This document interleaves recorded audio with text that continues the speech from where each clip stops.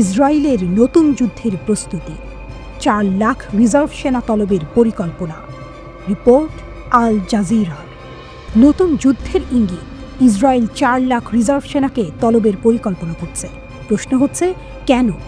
ধারণা করা হচ্ছে ইসরায়েল ইরানের পরমাণু স্থাপনায় হামলার প্রস্তুতি নিচ্ছে। মধ্যপ্রাচ্যে আরও ভয়াবহ সংঘর্ষ আসতে পারে। ট্রাম্প প্রশাসনের ছত্রছায়ায় আরও আগ্রাসী নেতানিয়াহু। যুক্তরাষ্ট্র থেকে এসেছে $12 বিলিয়ন অস্ত্র সহায়তা। শক্তিশালী বোমাসহ ভয়ঙ্কর সব অস্ত্র হাতে পেয়েছে ইসরায়েল। গাজায় ত্রাণ বন্ধ, ফিলিস্তিনিদের মিশরে পাঠানোর চেষ্টা।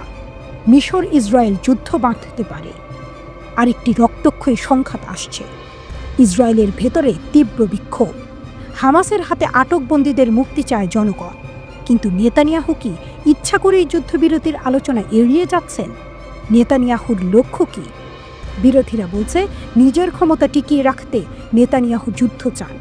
সত্যিই কি ইসরায়েল আরও একটি যুদ্ধের দিকে এগোচ্ছে? ইসরায়েলি সেনাদের লুটপাট, $28 মিলিয়ন লুট। শকিং খবরে উত্তাল বিশ্ব। ইসরায়েলি সেনারা গাজা, সিরিয়া ও লেবানন থেকে প্রায় $28 মিলিয়ন সম্পদ লুট করেছে।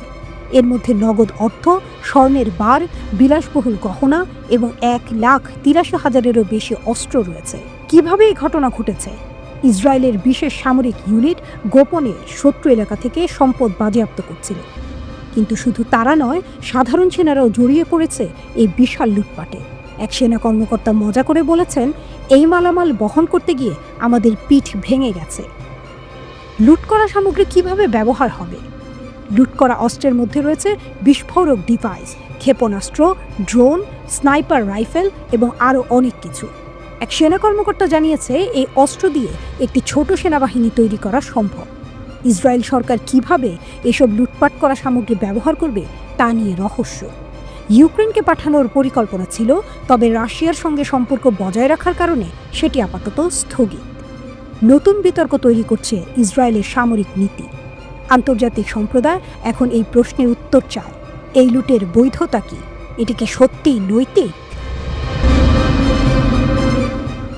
নেতানিয়াহুর গোপন পরিকল্পনা ফাঁস। গাজার যুদ্ধ চিরকাল চলবে। নেতানিয়াহু কি ইচ্ছা করেই যুদ্ধ থামাচ্ছেন না? ইসরায়েলের এক প্রভাবশালী নেতা বলছেন, গাজার যুদ্ধ চিরকাল চালিয়ে যেতে চান নেতানিয়াহু, কারণ যুদ্ধ থামলেই ধসে পড়বে তার রাজনৈতিক ভবিষ্যৎ। ইসরায়েলি ডেমোক্রেট পার্টির নেতা ইয়ার গোলান বলছেন, নেতানিয়াহু চান ইসরায়েলি জনগণ সবসময় ভয় আর আতঙ্কে থাকুক। এতে তার ক্ষমতা অটুট থাকবে। সেনারা মরুক, জিম্মিরা বন্দী থাকুক, তাতে কিছু যায় আসে না। গোলান বলেন, নেতানিয়াহুর কাছে সবচেয়ে গুরুত্বপূর্ণ তার নিজের রাজনৈতিক ক্ষমতা। চুক্তি স্বাক্ষর করেও ইসরায়েল আলোচনা এড়িয়ে গেল। 16 দিন পর দ্বিতীয় দফার যুদ্ধবিরতি আলোচনা হওয়ার কথা ছিল, কিন্তু ইসরায়েল সেটি দেখে পিছু হটেছে। নেতানিয়াহু কি ইচ্ছা করে জিম্মিদের মুক্তি আটকে রেখেছেন? নেতানিয়াহুর ভবিষ্যৎ কি? গোলানের দাবি, যদি সত্যি শান্তি চান তাহলে গাজা থেকে সরে আসতে হবে। কিন্তু নেতানিয়াহু কি তা হতে দেবেন? ইসরায়েলি আগ্রাসনের কারণে গাজার মানুষের কাছে রোজা বিশ্বের অন্য দেশগুলোর মতো নয়। দুঃখ ও শোকের আবহে যুদ্ধবিধ্বস্ত ফিলিস্তিনের বিচ্ছিন্ন এই ভূখণ্ডের মানুষ রোজা করছেন। ইসলামিক ইউনিভার্সিটি অফ গাজার ইংরেজি সাহিত্যের শিক্ষার্থী ইসরা আবু কামাল দমবন্ধ পরিস্থিতির বর্ণনা দিয়েছেন। জাজিরার অনলাইন পোর্টালে ইসরা আবু কামাল লিখেছেন, অনেকের বাড়িতে ইফতারের টেবিলে একটি আসন ফাঁকা থাকবে। একজন বাবার কণ্ঠস্বর আর তার সন্তানদের ইফতারের জন্য ডাকবে না। রোজা ভাঙার জন্য একজন সন্তানের ছটফটানি আর দেখা যাবে না, অথবা একজন মায়ের দক্ষ হাতে সুস্বাদু খাবার আর তৈরি করা হবে না।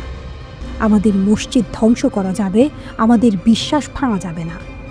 আমরা আমাদের অর্ধভগ্ন বাড়িতে তাঁবুটা নিয়ে তারাবিহ পড়ব, ফিস ফিস করে দোয়ায় সব বলবো, কোরআন তেলাওয়াতে আরাম খুঁজব। জেনে রাখব, আমরা যেসব কষ্ট সহ্য করেছি তার জন্য তিনি আমাদের প্রতিদান দেবেন।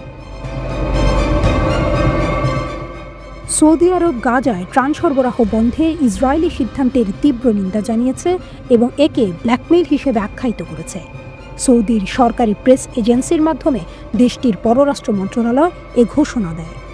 পররাষ্ট্র মন্ত্রণালয়ের বিবৃতিতে বলা হয়, গাজায় মানবিক সহায়তা বন্ধ করা এবং একে ব্ল্যাকমেইল ও সম্মিলিত শাস্তির অস্ত্র হিসেবে ব্যবহার করা আন্তর্জাতিক আইনের স্পষ্ট লঙ্ঘন।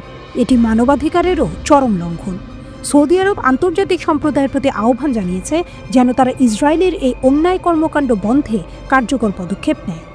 রবিবার ভোর থেকে ইসরায়েল গাজার সব ধরনের পণ্য ও সরবরাহ প্রবেশ বন্ধ করে দিয়েছে।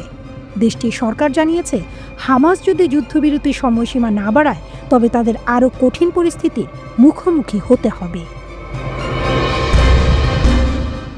ইউক্রেন ইস্যুতে পশ্চিমা বিশ্ব ভাঙছে। ইতালির প্রধানমন্ত্রীর চাঞ্চল্যকর সতর্কবার্তা। পশ্চিমা বিশ্ব কি দ্বিধা বিভক্ত হতে চলেছে? ইতালির প্রধানমন্ত্রী জর্জিয়া মেলোনির কড়া হুঁশিয়ারি। পশ্চিমা বিশ্ব যদি বিভক্ত হয় তবে সবাই দুর্বল হয়ে পড়বে। লন্ডনে যুক্তরাজ্যের প্রধানমন্ত্রী কিয়ার স্টারমারের সঙ্গে আলোচনায় মেলোনি বলেন, ইউক্রেনে শান্তি আনতে আমাদের ঐক্যবদ্ধ থাকতে হবে। বিভক্ত হলে রাশিয়া শক্তিশালী হয়ে উঠবে। যুক্তরাষ্ট্র ইউরোপ কি আলাদা পথে হাঁটছে? মেলোনি সরাসরি মার্কিন ও ইউরোপীয় নেতাদের এক টেবিলে বসার প্রস্তাব দিয়েছেন। কিন্তু প্রশ্ন হচ্ছে, যুক্তরাষ্ট্র কি সত্যি ইউরোপের পাশে আছে? ব্রিটেন ইতালি কি করতে চায়? মেলোনি বলছেন তারা দুই দেশ সেতুবন্ধনকারী ভূমিকা পালন করবে। স্টারমারও বললেন উভয়ের লক্ষ্য এক। ইউক্রেনকে $2 বিলিয়ন বিমান প্রতিরক্ষা ক্ষেপণাস্ত্র দেবে যুক্তরাজ্য। যুক্তরাজ্যের প্রধানমন্ত্রী কিয়ার স্টারমার বলেছেন তার দেশ ইউক্রেনকে 5,000 বিমান প্রতিরক্ষা ক্ষেপণাস্ত্র সরবরাহ করতে £1.6 বিলিয়ন বা $2 বিলিয়ন ব্যয় করবে। রোববার লন্ডনে এক সংবাদ সম্মেলনে তিনি এই তথ্য জানান। লন্ডনে ইউক্রেন সামিট শেষে স্টারমার বলেন, এই শীর্ষ সম্মেলনে ইউরোপীয় নেতারা ইউক্রেনের প্রতি সহায়তা এবং রাশিয়ার ওপর অর্থনৈতিক চাপ অব্যাহত রাখতে সম্মত হয়েছেন। বিশ্ববাসীর কাছে ইমরান খানের চাঞ্চল্যকর বার্তা। গণতন্ত্র রক্ষায় সহায়তা চান ইমরান। পাকিস্তানের সাবেক প্রধানমন্ত্রী কারাগারে বসেই বিশ্বকে আহ্বান জানালেন। টাইম ম্যাগাজিনে প্রকাশিত এক প্রবন্ধে তিনি বললেন, গণতন্ত্র রক্ষা করতে বিশ্ববাসীকে এগিয়ে আসতে হবে। কিন্তু এই প্রবন্ধ আসলে ইমরান লিখেছেন? প্রশ্ন উঠছে, কারাগার থেকে কিভাবে এটি পাঠানো হলো? ইমরান দাবি করেছেন তার বিরুদ্ধে সব অভিযোগ রাজনৈতিক ষড়যন্ত্র। তিনি ব্যক্তিগত স্বার্থে নন, বরং পুরো দেশের গণতন্ত্র রক্ষার জন্য লড়ছেন। কারাবন্দী সাবেক প্রধানমন্ত্রী মার্কিন প্রেসিডেন্ট ডোনাল্ড ট্রাম্পকে তার রাজনৈতিক প্রত্যাবর্তনের জন্য শুভেচ্ছা জানিয়েছেন। বেসরকারি মহাকাশযান ব্লু ঘোস্ট সফলভাবে চাঁদে অবতরণ করেছে। এটি মার্কিন প্রতিষ্ঠান ফায়ারফ্লাই এরোস্পেস তৈরি করেছে। যানটি গত 15 জানুয়ারি পৃথিবী থেকে রওনা হয়। কয়েক সপ্তাহ পর এটি চাঁদে পৌঁছায়। এটি দ্বিতীয় বাণিজ্যিক মহাকাশযান যা চাঁদের বুকে নামল। এর আগে ইনটুইটিভ মেশিনের ওডিসি প্রথম বেসরকারি যান হিসেবে চাঁদে নেমেছিল, তবে সেটি ক্ষতিগ্রস্তও হয়েছিল। ব্লু ঘোস্ট কোনো সমস্যা ছাড়াই চাঁদে নেমেছে। এটি এখনও সক্রিয়। বিজ্ঞানীরা বলছেন ভবিষ্যতে মহাকাশ অভিযানে চাঁদ খুব গুরুত্বপূর্ণ হবে। অনেক প্রতিষ্ঠান এখন চাঁদে অভিযান চালানোর চেষ্টা করছে।